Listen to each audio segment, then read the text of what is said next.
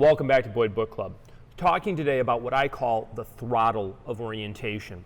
And what that amounts to is the physiology that we are granted, that we are born with, that guides how our bodies and minds are prepared to act in the world. When we think about the OODA loop and we think about orientation, we are used to thinking about sort of the 5 elements that we have come to understand as orientation: our genetic heritage, our cultural traditions, our access to new information, our previous experiences, and our ability to analyze and synthesize all of this information based upon our own cognitive capacities, our own dialectical capacities, but also based upon the way these filters apply to us. For me, the throttle of orientation is our autonomic nervous system in play. And I want to talk through how this works in a little bit of detail so that we understand where I'm coming from, but also understand where the OODA loop can become a powerful tool for us, but also where some of those failures that we talked about in the intersection of mind and action can happen when it becomes an internally focused system. So, focusing then on genetic heritage for a moment. So, genetic heritage can be roughly thought of as that evolutionary set of characteristics that we possess. And in this way, genetic heritage is something we don't have control over. It is rooted in our history, and we cannot change that heritage. What does that mean? That means that we cannot change the fact that we have evolved a sympathetic and a parasympathetic nervous system. We cannot change the fact that many of our implicit repertoires of survival skills are rooted in how our autonomic nervous system behaves and the way it has evolved to be a survival tool for us. This is essential. Understanding that these qualities that we possess, that we talk about, and the things that the autonomic nervous system does, we're not going to alter that in our day-to-day action or behavior. So when I talk about genetic heritage, often I am talking about what we might refer to as the 5 F's, right? And the 5 F's are our biological survival drives: our need to fight, our need to flee, our need to freeze, our need to feed, and our need to mate.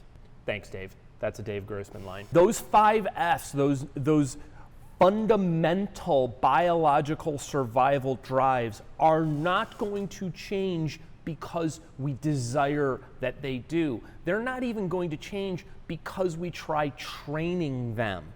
They will always be at the root of our evolutionary history, at our genetic heritage, and they play a supreme role in shaping how our orientation acts. However, I'm not talking about genetic heritage when I talk about the throttle of orientation. When I talk about the throttle of orientation, I am talking about the acute experience of your physiology. The throttle is your acute biology. It is your acute physiological, neurological state. And that throttle is what acts to govern how many of these other processes will behave. If genetic heritage is our implicit survival repertoire, then the feedback loops, the systems that apply within our acute biology, are always trying to drive us towards this implicit survival primacy. They are trying to drive us towards surviving in an acute way in the moment. That acute survival may not apply to all that we want to accomplish.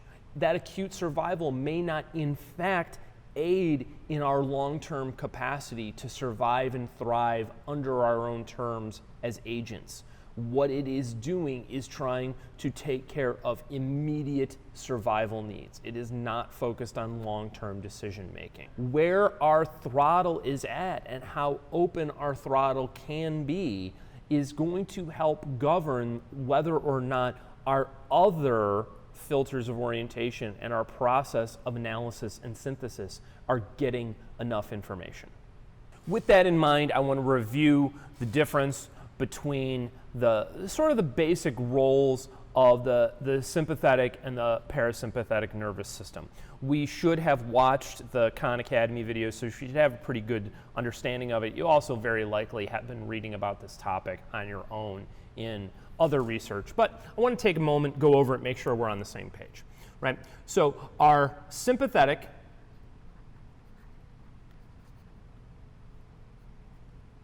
nervous system is our nervous system aroused.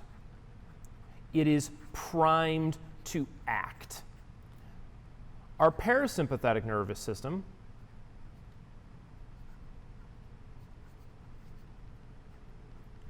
is our body at rest. These systems operate in a push-pull manner. They are counterbalancing one another. And in this way, this graphic that I found, internet, fair use, love it, it's wonderful, Google it, you'll find it. Not claiming it as my own, really nice little tool. This illustration provides us with a really quick, brief understanding of how that push-pull operates. Think about sleep.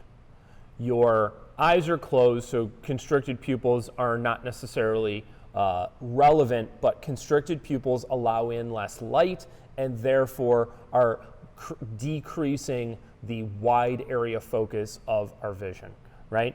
This is why as you get sleepy at night while you're reading on the couch, it becomes slightly more difficult to read. Your vision may get a little blurry.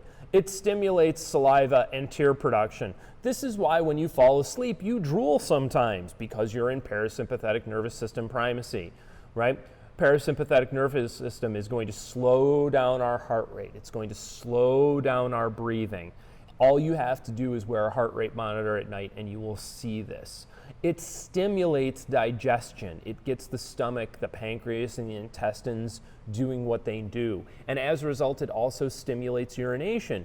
That's why when you wake up in the morning, you have an intense need to urinate.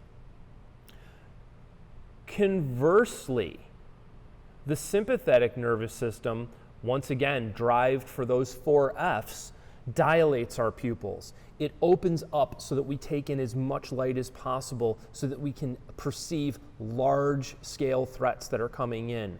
It inhibits saliva production. It dilates our bronchi, allowing us to bring more oxygen into the system. It increases our heart rate, which allows us to pump more oxygenated blood to the large muscles that we're going to need to fight or to flee. It stimulates epinephrine and norepinephrine release to prime our body for that fight or flee. It stimulates glucose release. It dumps glucose into our blood so that there is fuel for that activity. It inhibits our body's digestion because those resources, that energy system, is needed to fight or flee. It inhibits the natural process of urination. And ultimately, when we are aroused, both in an active sympathetic sense, but also in a sexual sense, it promotes ejaculation. It promotes vaginal contraction. It is the system. The sympathetic nervous system is the system of survival. And if you look at the things that it both inhibits and enhances, they are all driven towards survival, acute survival. It's important to have some understanding of these things because we see sympathetic and parasympathetic nervous system activation manifest through these responses. And if we can become aware of these various responses, we can begin to understand what state what type of autonomic nervous system state is taking primacy. And that begins to tie directly to how our acute biology acts as a throttle for our orientation. Those of you who are familiar with my work from the combat position or familiar with Dave Grossman's work from On Combat or On Killing are going to be familiar with what is sometimes been called Cooper's color chart, also just known as a heart rate chart. And what we want to recognize at the outset, and this is a common complaint that gets heard about heart rate charts, is I don't always experience these reactions when my heart rate's 175 beats per minute. I don't automatically have tunnel vision. If my heart rate's 180, I don't always shit myself. No, you don't. And if you think that that's what this is saying, you're not paying attention. These are the effects. Let's look to Dave and Bruce Seidel's chart over on the right-hand side of the screen here. These are the effects of hormonal-induced heart rate increase. This is not referring to exertion. I don't know how to say it more simply than that. This chart is not talking about exertional heart rate, period. End of story. Stop that discussion. If you bring that point up, I'm considering you a moron. Sorry. Now, if your heart rate sitting in a chair, not having done any exertion, is 175 beats a minute because somebody is throwing hand grenades at you, you are going to be experiencing a hormonally induced heart rate increase.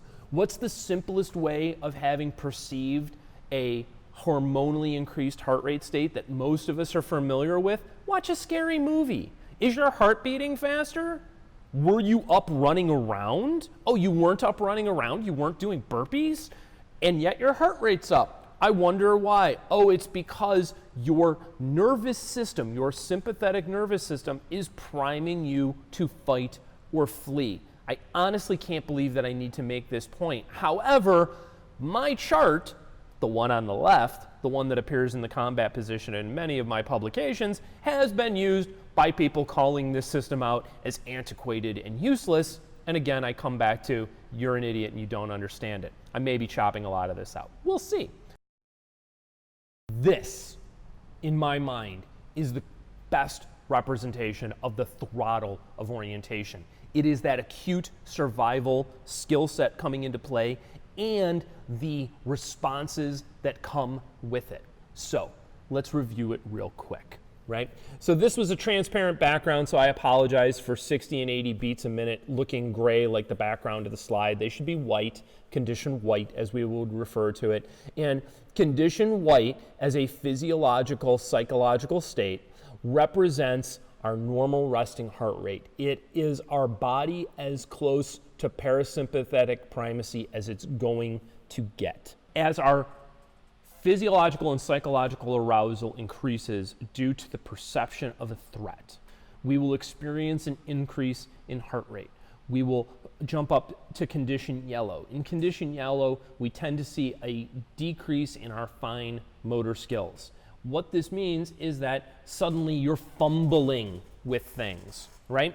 If you tie knots, suddenly you have a little bit harder time tying a knot. You may have a harder time manipulating a radio switch if you are carrying a radio. You may have a harder time properly drawing and presenting a pistol. All of these things begin to deteriorate. As that heart rate continues to climb due to increased physiological strain, our body is being primed to do certain things really well. If you reference over to Dave's chart, as you're in that 90, in this range where fine motor skills deteriorate and getting into condition red, this is actually an optimal place for survival skills. Your complex motor skills are at their best. Your visual reaction time is at its best. Your cognitive reaction time is at its absolute quickest. However, once we get into the high stages of condition red and start pushing up against condition gray, that's where we start to see our complex motor skills deteriorate. I'm no longer able to coordinate jumping or climbing quite as effectively, things that require complex motor skill motion. And as I push into this condition gray, now I am beginning to get into a hyper aroused, a highly aroused state where I am beginning to focus progressively more and more on one particular threat. What happens? My ability to think deteriorates. Cognitive processing, analysis and synthesis. I am becoming impaired in applying my dialectical engine.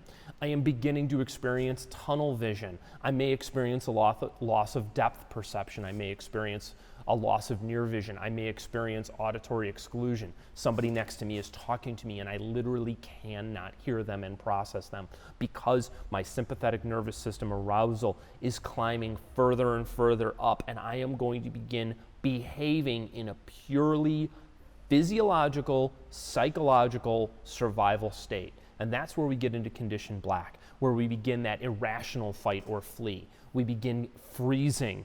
We may engage in submissive behavior. We may void our bladder or bowel. Why are we voiding our bladder and bowel if our sympathetic nervous system cuts down on digestion? Well, it cuts down on all of the physiology of digestion, including the control of sphincter muscles that prevent us from being incontinent. These topics warrant review and consideration. So think about this. If you are exposed to a perception of a threat, that threat can be a real survival threat or a threat that our bodies are incapable of recognizing as not having an acute survival need. Regardless, as your physiology switches into sympathetic nervous system mode and switches into its primal, reptilian, and mammalian traits that have allowed you to get here today, it is going to shut down your capacity to apply those other filters of orientation effectively. And it is going to channel your orientation into a pure survival mode. So as we come back to this idea of the throttle of orientation, what I want you to consider is how that throttle, how your autonomic nervous system, how your biological environment is going to shape what orientation is going to do. This is a question to ask yourself on a constant basis, to ask yourself based upon how much sleep you've had, how recently you've eaten, how recently you have been in a high stress, high threat environment, how recently you have jacked your heart rate up because of a workout. Because your body doesn't understand that you were working out. Your body thinks that you were experiencing a threat, and you are in a level of sympathetic nervous system primacy when that occurs. This is a topic that could literally be a semester's worth of work in and of itself, and perhaps it will be at some time. Right now, what I want you to focus on is considering how the throttle of orientation affects each and every one of us in our ability to orient to the environment and analyze and synthesize good decisions. As always, thank you to the Patreons who help make this project possible. It would not come to fruition without your interest, your guidance, your support. Thank you for taking some time out of your day and spending it with me. I'll see you soon. Cheers.